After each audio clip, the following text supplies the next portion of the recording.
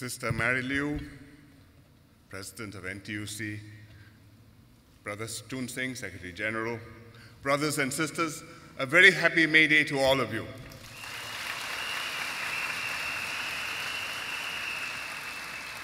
This year, we celebrate May Day in our Tampines hub, a new place, a good place, and a place where I think we can feel optimistic, cautiously optimistic, but I think in a better mood than last year.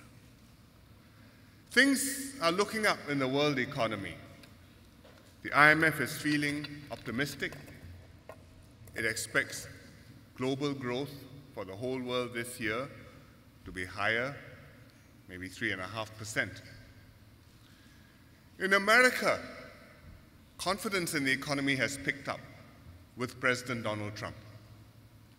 China and Japan also looking up, and world trade is growing again. So things are looking better, but there are also some risks which we should be aware of.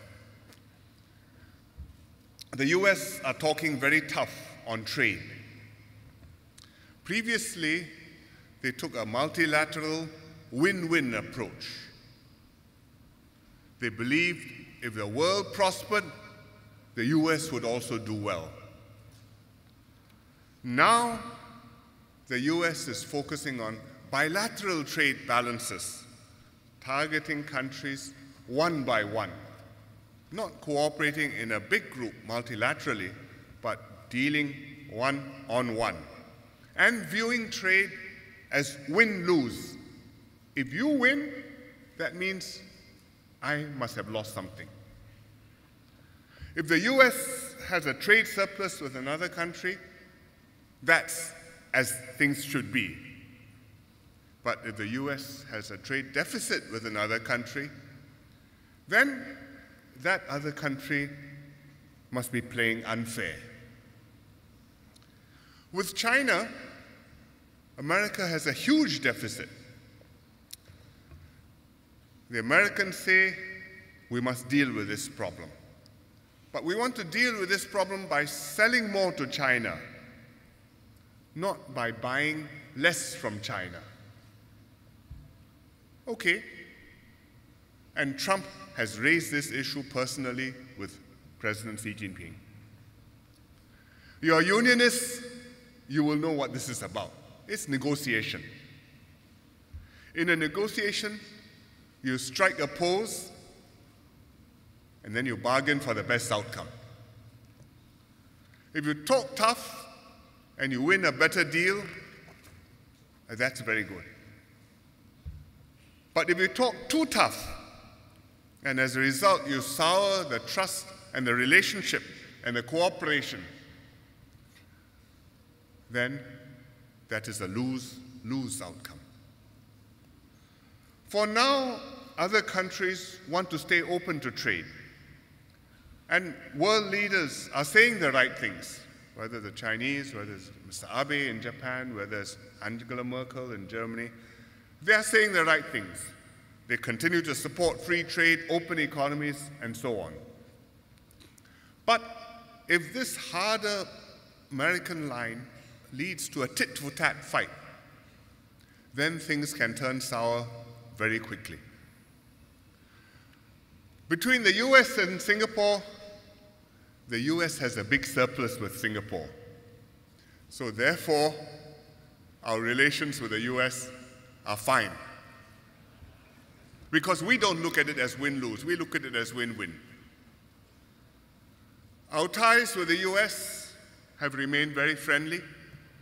In fact, I just had a good phone call with President Trump last night, and he invited me to go to Washington, and I've agreed, and I hope to do it sometime this year.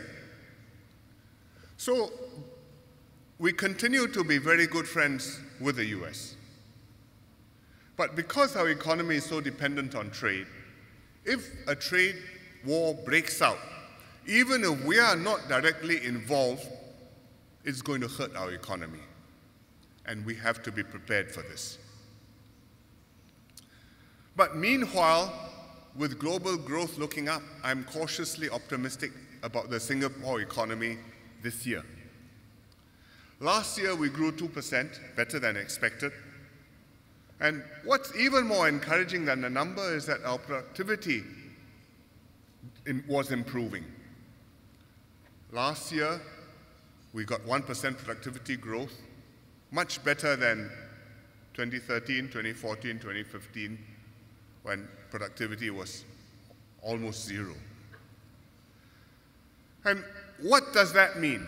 That means with productivity, the economy can continue to grow even though my workforce is not expanding, even though I don't have more workers. I can produce more, I can be more prosperous, and my workers can earn more. The challenge is to keep this up, to continue innovating, to continue raising productivity, not just 1 year at a time, but for many, many more years to come. Some sectors are already doing that, other sectors not yet. For this year, officially, the growth forecast is between 1% and 3%. But I think there's a good chance that growth this year will exceed last year's 2% number. It's uneven still. Not every sector is doing well, and some sectors like retail are still struggling a bit. But overall, I think that we are improving. Restructuring is a continuing process, and it's not a painless one. Last year, redundancies went up. This year, even with better growth, I expect we will see a steady trickle of redundancies. It's inevitable because the companies have to continue to restructure, and as they do so, some workers will be displaced. And that's why our unemployment rate has crept up a little bit and reached 2.3%. 2.3% is a bit high for us, but it is much lower than unemployment in all the other developed countries. In other developed countries, typically unemployment rate is between 5 to 10%, much higher. And if you look forward and ask me what I expect, I would say, honestly, I think our unemployment rate will gradually tend to creep up. We are feeling the same pressures as the other developed countries. The industries have to continue restructuring. Our workforce is getting older, and older workers who lose jobs tend to take longer to find new jobs and to get back into the workforce. So if you put all these together, I think the tendency will be that our unemployment rate will gradually go up. We've got to understand this trend, but at the same time, we have to work hard to resist it, to keep our workers in jobs. But how are workers actually feeling on the ground? Every year before May Day, I invite union leaders and you associates have lunch to get a sense of how things are going in the different parts of the economy. This year, after talking to them, I decided that what they said deserved to be heard by more people. So I interviewed some of them and posted the video on Facebook. So for a change, instead of answering questions, I could sit there and ask people questions.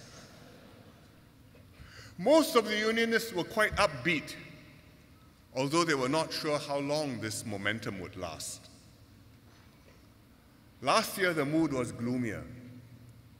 I still remember last year, Sister Jessie Yeo from the Port Workers Union telling me that there was one working day when 2 out of 3 shifts, there was no ships at all at Tanjung Pagar Terminal.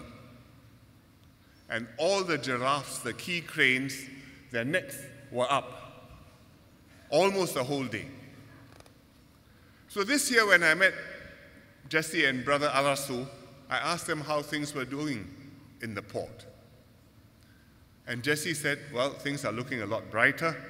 ports handling more volume, and she expects things to be busy for the rest of this year. I said, but when I drive past Tanjung Pagar terminals, it looks like this. All the cranes are up. She says, yes, that's true, but don't worry, it's because we are moving from Tanjung Pagar terminal, consolidating and shifting to Pasir Panjang. Because Pasir Panjang has more capacity, is more efficient, is high-tech, and they can do more things in Pasir Panjang. For example, they are testing AGVs, automated guided vehicles, which move around in the container yard by themselves. You can see there's no driver's cabin, no driver, and collect containers. So they get into place, the crane picks up the container from the ship, lowers it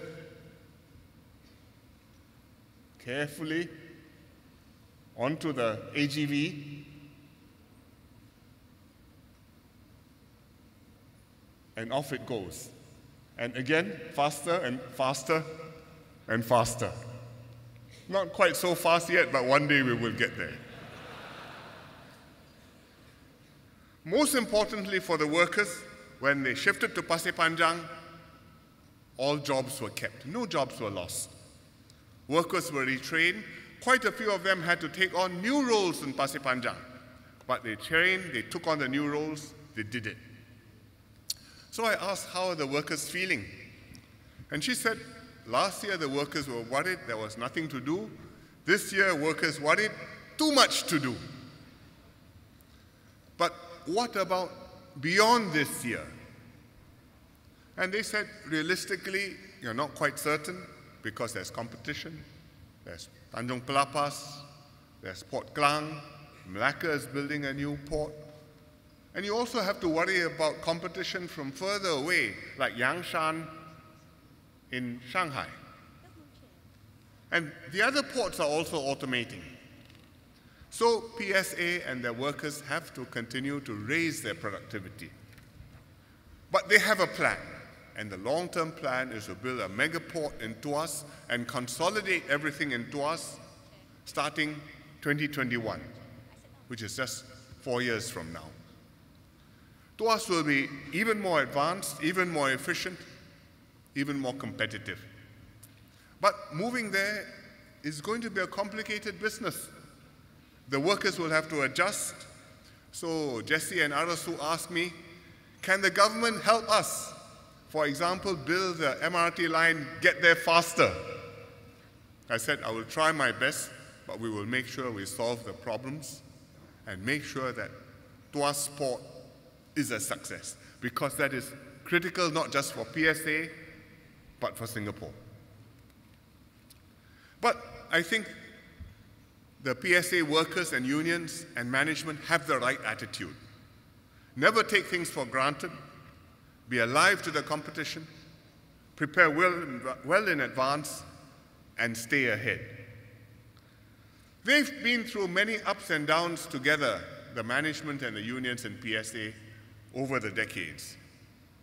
And because they have stayed together, we still keep our position as the top maritime capital in the world.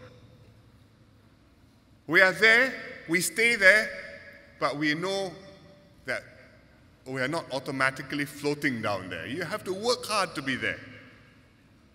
There are always competitors looming. Somebody is always trying to steal your lunch. And we have to guard our lunch. And if there's any other lunch out there which nobody is chopping, I think there's an opportunity for us. So long as our unions and our management maintain this drive and work closely with one another and with the government, Singapore can stay in the game. I talk about the port because you know about it and because the port is important to us, but also because what the port is doing, all the other industries in Singapore also can do and should do. And today I'd like to explain some of what we are doing to continue to prosper. And it comes down to three things: jobs, jobs, and jobs. But three different ways of thinking about jobs. One, creating new jobs by bringing in new businesses and investments and expanding existing businesses. Two, finding replacement jobs for workers who have lost their jobs or out of work and need work. And thirdly, jobs for future workers, training students, training workers to grow in their jobs, to do something different, bigger, more productive in future. So first of all, we're helping businesses to create new jobs, which means new companies, new investments, upgrading, expansion of existing companies. And that's been our winning formula for 50 years, because if we don't have the new companies, if we don't have a business-friendly environment where people want to come, there will be no new jobs. EDB has been working hard at this to get MNCs to come into Singapore. And I just give you a sample of the projects this last year. In electronics, Micron invested more than $5 billion to expand its fab in Woodlands, creating 500 jobs. In IT, Google opened a campus in Mapletree Business City. 1,000 Googlers there, 1,000 people working, important for our IT sector. But also training 1,000 SME business leaders on how SMEs can go digital. So helping to transform the economy. In chemicals, it's a mixed picture. Some plants consolidating, but others expanding, investing. And we are still getting new projects. For example, Evonik broke ground for a second plant in Jurong Island. They produce a raw material for animal feed. $800 million investment, 150 jobs. So every job we create, it's a few $1 million of investments. People must put the capital in, build the machinery, the equipment, provide the training. Then only we can be productive. Then only we can have good jobs. And that's what EDB and the government have been doing. At the same time, we've been helping SMEs to upgrade themselves, go overseas, expand, and get new capabilities. Not just high-tech companies, but even traditional ones can reinvent themselves and do new things. One National Day rally a few years ago, I talked about bak kwa in Ginza and how we help the Singapore bak kwa makers navigate the Japanese bureaucracy and their rules so that we can import the materials, make the bak kwa in Japan, and sell bak kwa in Ginza, which turns out to be very popular with the Japanese. But today, let me tell you about another Singapore company. It's called Grand Lux. It started 75 years ago, 1942, as a bookbinding workshop along Muhammad Sultan Road. You may not know what bookbinding is about, but in the old days, we used to produce reports, papers. They come in little bits. We accumulate them, then we bind them together into volumes. So like parliamentary reports, Hansards. They come, each session, one little pamphlet, and then you bind them together, neat volumes. If you go to the library, you can see them. This is work by companies like Grand Lux. Sometimes hardbound, sometimes even leather-bound. And all done by hand. Grand Lux did well, expanded into the printing business. They set up a factory in Jurong, and they printed stationery and notebooks. But slowly, the world changed. Today, reports don't come in little pamphlets anymore. They come one link in your email. You want to see them, you click, the PDF file comes. You want to see one from 10 years ago, you search Parliament's website, you can find. 50 years ago, also down there. So there's nothing to bind together. You cannot take all these links and put a volume around them. And even diaries and notebooks, you carry a smartphone, you put everything down there. You note it down, you share it on WhatsApp. You don't buy diaries anymore. So GrandLink's old business was shrinking, and they decided to reinvent themselves and change their business model. They turned bookbinding into a premium craft. They started a new company. They gave it a new name, Bind Artisan. Not just a printing and binding factory, but now it's a retail experience. The customer goes to the shop, you pick the materials, you want beautiful paper, you want pretty cover, you want special lettering, you pick and choose and decide, and then the skilled bookbinders will personalize a beautiful leather-bound notebook and thing for you. Maybe for yourself, maybe for your wife or husband or girlfriend. And you can watch them at work and admire their skills. So now the company is doing well and selling to the world. And this has given long-time employees like Ms. Tan Bui Heng a new lease of life. Because Ms. Tan worked with the company for 40 years. She started as a production operator, binding books. Now she's become a craftsman, and she's personalizing leather notebooks for customers, conducting workshops, training younger ones. And she's also managing a retail branch. So even as a mature worker, you can still learn, you can still change. And what Bind Artisan did, Spring and IE Singapore are helping many other SMEs to do. Not every SME can become a retail boutique bookbinder, but many can reinvent themselves and find new niches in which they can grow.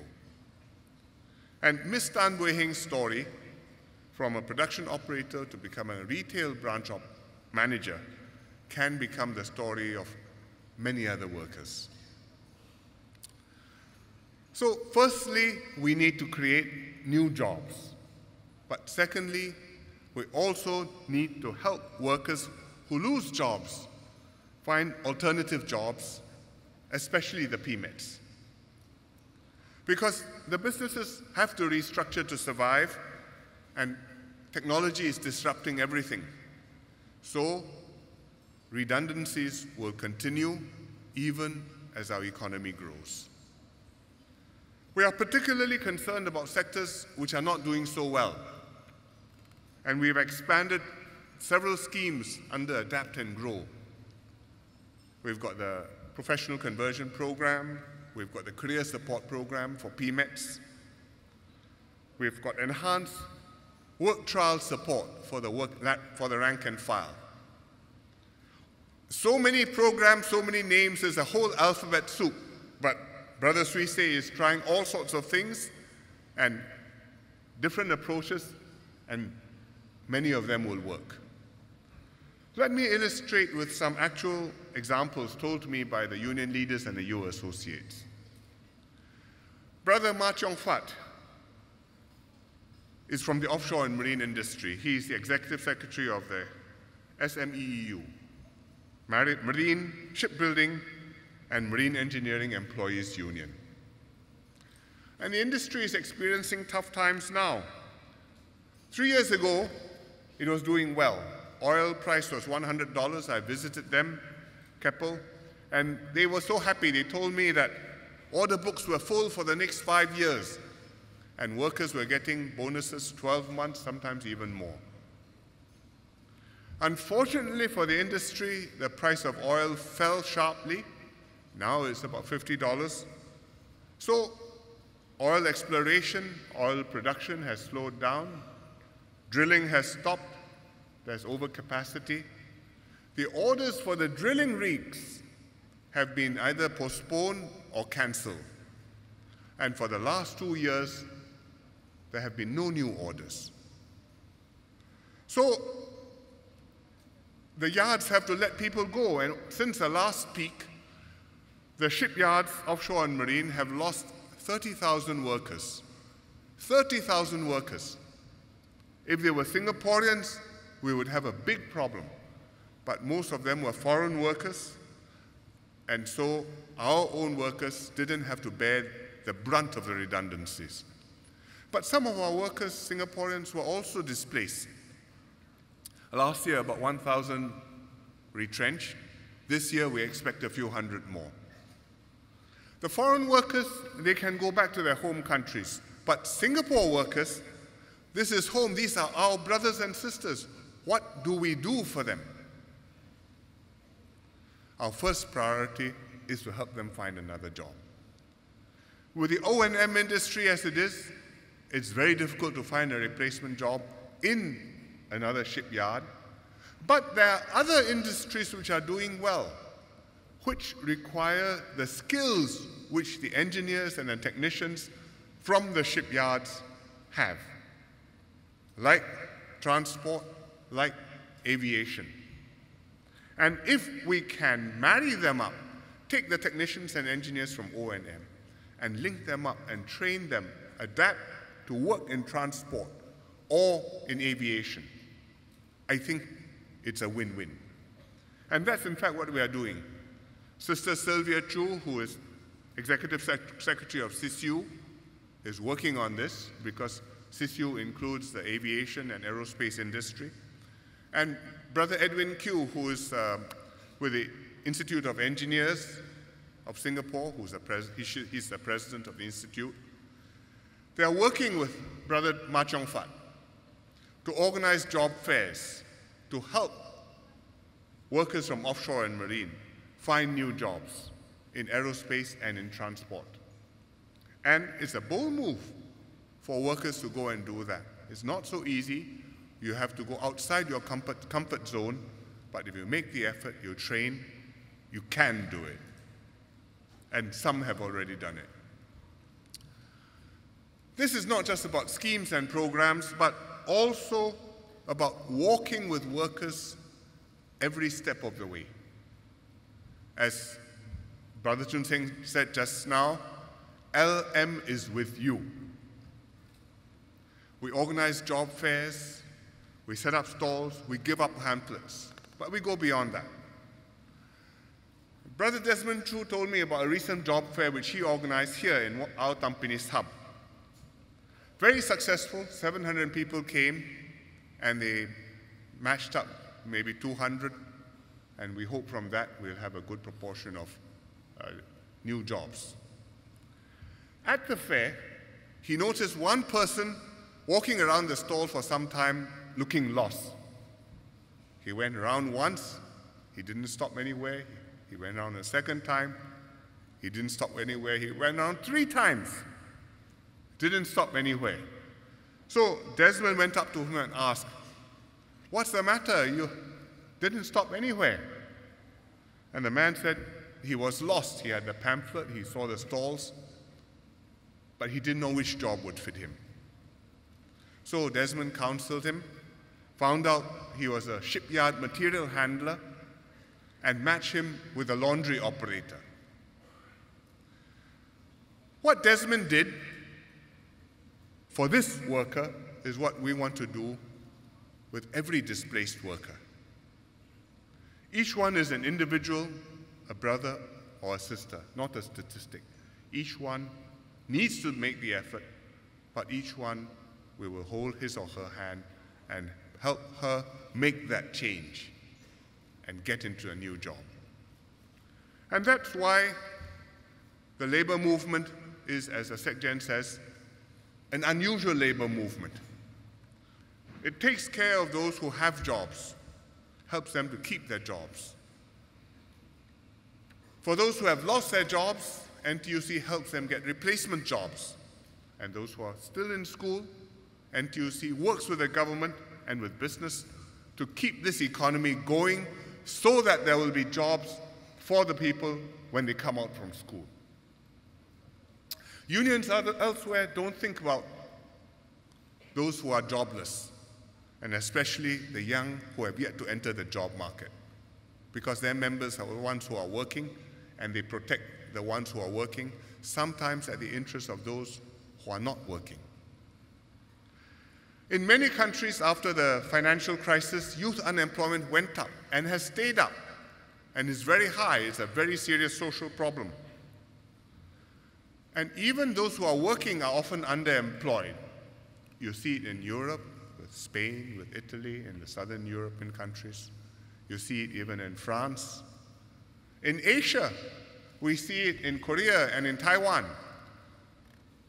Many institutions, lots of people going to university, graduate, can't find work, hanging around, underemployed, very unhappy. And social problem. But in Singapore, our youth unemployment rate is low. Once you graduate, whether ITE, poly, or university, you can find a job within not a very long time. And it didn't happen by accident. It happened because we make sure our schools prepare the young people properly for the job market. And they emphasize on-the-job training. And they work with employers to tailor the curriculum to what the markets need, to what employers need. And they work out internship programs so that you prepare the workers even before they graduate. NTUC is also engaging workers or engaging new graduates to point them onto the right path. It set up the NTUC Youth Career Network to mentor youth, offering career guidance, preparing them for job applications. In fact, there's an NTUC PA Youth Career Network skills marketplace going on downstairs, which I hope you will visit afterwards after the rally.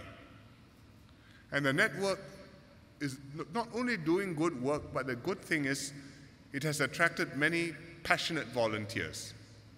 I met one of them, came for lunch, was Sister Zuhaina. She's been coaching mentees, polishing up their CVs, preparing them for interviews, giving them confidence to pursue their interests, enabling them to get into a job if they have any difficulty, and get started and establish themselves. And I thank volunteers like Zuhaina because she embodies the spirit of helping others to succeed. Similarly, we are creating opportunities for all our workers, young and not so young. So whatever age you are, don't stop trying. But please be open, be flexible when looking for new jobs. Be willing to try something new. Not just new jobs with new employers, but new careers in different industries. Take up courses, reskill. If you get a job offer, consider it carefully. It won't be an easy process, but the LM is with you. We also need employers to come on board. Don't just recruit new graduates. Give mature workers a second chance. Older workers bring with them maturity and experience. Gray hair is quite good. And the public sector is leading by example. We are expanding our Adapt and Grow scheme. Our agencies have been hiring mid-career PMETs, including mature workers. You see them in LTA, MOE, Ministry of Health, and many other ministries. And we've launched several professional conversion programs to convert mid-career workers, to bring them, to be able to hire them. And we will do more. So I urge employers, work with us. Unions are doing their part, so must you. MOM can develop professional conversion programs for entry and mid-level jobs. We'll support employers with reskilling programs. And the government actually pays a good portion of the wages of the workers during the trial period when you take him or her on and try to fit him into your outfit. And we help to pay the wages. So give it a try. If the tripartite partners work together, we'll transform together, adapt together, and grow together.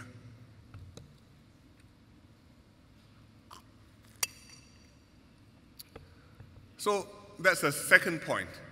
We find replacement jobs for workers who are displaced. The third point is to upgrade all workers, supporting them in their existing jobs. We've got to take worker upgrading very seriously. In other countries, workers know that they need to work hard to keep their jobs. They are hungry. We are hungry. We are working. They are working hard too. And you heard Sec Gen just now talking about the learning journey which some of the union leaders went to in Chengdu. And I met two of the people who went there, Brothers Hokpo and Arasu, in fact 3 of them, and Sister Jessie as well. And they discovered how hungry the Chinese workers were when they went to Chengdu to visit the smart factories. I asked them to show me a picture of the smart factories. They said, sorry, not allowed to take photos. So this is what you can see. But what they saw, they're not allowed to show you, but I will tell you what they saw. They saw highly automated plants, not sweatshops, not lots and lots of workers slaving over machines, but one worker, big factory, but one worker, 20 machines. He's not operating it. He's supervising it, troubleshooting it, monitoring it. It's big data, Industry 4.0, IT, organization, management, skills, and discipline. And that left a deep impression on them. The Chinese workers, I said, what are they like? Are they well educated? No, not all. But they work hard and they train hard. They built a dorm for 11,000 of them. All the facilities are there. The workers live in the dorms. At night, they go onto their account, they log on, they take e-learning modules. I'm reminded of the Korean workers who used to come to work here to build structures 1 generation ago. Those of you old enough will remember. Sangyong, Samsung, they used to bring Korean workers. The Korean workers worked here. At night, they live in the dorm. Nothing to do, they go and pump iron to get strong to work the next day. And that's how Korea got strong. Now they don't do it anymore. But at that phase, they did. And the Chinese are now at that phase of development, and their workers are hungry. And we may not be at that stage of development, but unless we are as hungry as them and as determined as them to upgrade ourselves and willing to put in as great an effort, I think our cheese will be stolen. We have to make that effort. We have to strive, and we have to keep our position. And that's why we've been working hard on Skills Future. The good news is we have a head start. The IMF has been monitoring these programs all over the world, and their report is that Skills Future is one of the most comprehensive such programs they have seen. So we got a pat on the head, not bad, but actually we know we're just starting out and there's a long way to go. Last year I went to SIT, I met the students, had a dialogue with them, and I met several of the mature students who have been upgrading themselves. One of them was Adeline Teck. She worked as an occupational therapist for 20 years, decided she wanted to upgrade herself, went back to school, enrolled in SIT. And she was a mature student, and she told me the other classmates are like her children. They are, in fact, her children's age. So I asked SIT, how's she doing now? And I'm very happy to tell you that Adeline is now about to finish her year-long program and now looking forward to going back to work to apply her skills. And that's what we all need to do. We are never too old to learn. These are our plans to transform our economy and grow our jobs. And at the center of this effort are our industry transformation maps, the ITMs, which SecGen talked about. They were a major recommendation of the CFE, of the Committee for the Future Economy. The ITMs mean we are going industry by industry, working out what specific things we need to do in that industry to upgrade it, to adapt it, to make it competitive, and putting it all together into a plan for that industry to make that industry upgrade. And through the ITMs, we can stay competitive and create the jobs. Like the logistics industry is one of the ITMs we have just launched. It's a big contributor to the economy, and with the transport, it employs 250,000 workers.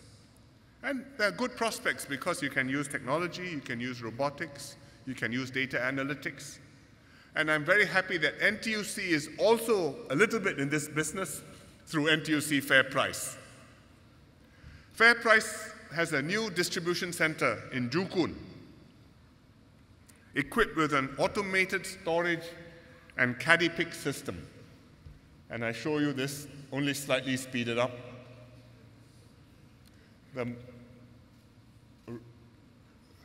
The robots move around, carry the pallets. It's delivered.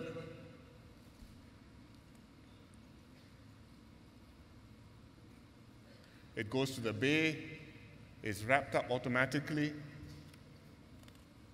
And this one still needs a human being. And it goes out of the warehouse to your NTUC FairPrice store somewhere near you. So there are many opportunities for doing this. We are in the right place in Southeast Asia for logistics. And other logistics companies are also expanding. We hope that there will be 2,000 PMET jobs in logistics created in the next 5 years. So there's a plan, there are the resources, we will make it work. That means everybody has to play their part. Employers to invest in technology and train up workers.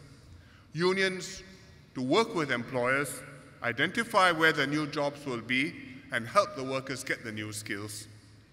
And the government to support the companies to adopt the new technology, and the workers to get the new training. This is tripartism in action. For logistics, there's an ITM, but actually we have 23 industry transformation maps for all the different sectors of the economy, covering 80% of the economy. We've got to make this happen. Last year, we set up a tripartite council, the Council for Skills, Innovation and Productivity. It was chaired by DPM Tharman, who was leading the Skills Future effort. Since then, the CFE have completed their report. The CFE was chaired by Brother Sweekyat, and when he was ill, Brother Iswaran co-chaired it for him. The CFE has come up with a comprehensive plan to take our economy the next step forward. Now we need to implement the CFE's recommendations to make the transformation happen. I've asked Brother Sweekyat to take over from DPM Tharman as chairman of the council. We will rename it the Future Economy Council, and the council will also have the other ministers, Brother Iswaran, Chun Sing, Yikang Lawrence, as well as other ministers and MOSs, especially the younger ones. And Sweekyat will work with them to implement the CFE recommendations, make sure the ITMs work, are implemented, and make a difference. I'm putting them in charge of this strategic effort is a deep transformation. It will take time. It will extend beyond this term of government. It's an opportunity for the younger ministers to work closely together as a team, strengthen their bonds with employers and unions and with each other, and show Singaporeans what they can do. It's their generation of leadership who will have to work with Singaporeans to take the country to new heights. Our unique tripartite partnership is a secret why we've been able to transform the economy over and over again. Starting from the nation-building years when we began to industrialize, through the British withdrawal from the bases here in 1971, when we faced the prospects of tens of thousands of job losses, through the first major recession in 1985, when we had to cut CPF drastically in order to reduce costs and become competitive again, through the Asian financial crisis, SARS, the global financial crisis, many crises, but each time, although the challenges seemed daunting, we pulled together, adjusted course, made sacrifices, helped each other, and came out ahead, stronger. I have no doubt we will face further challenges ahead, even serious ones. But if we strengthen the tripartite system and remain united, if the labor movement remains strong, takes care of our workers, and makes them co-owners of our system, if all our segments of society, workers as well as employers, managers and professionals, as well as foremen and rank and file, sacrifice equally when sacrifice is called for, and share in the fruits of success when things go well, then I'm confident that we can overcome the challenges and emerge stronger. Each one of us, with one another, for Singapore. That's the way we make sure that every May Day we'll have good reason to celebrate, and that's the way we can make good things happen and create a bright future for our children. Thank you very much and happy May Day.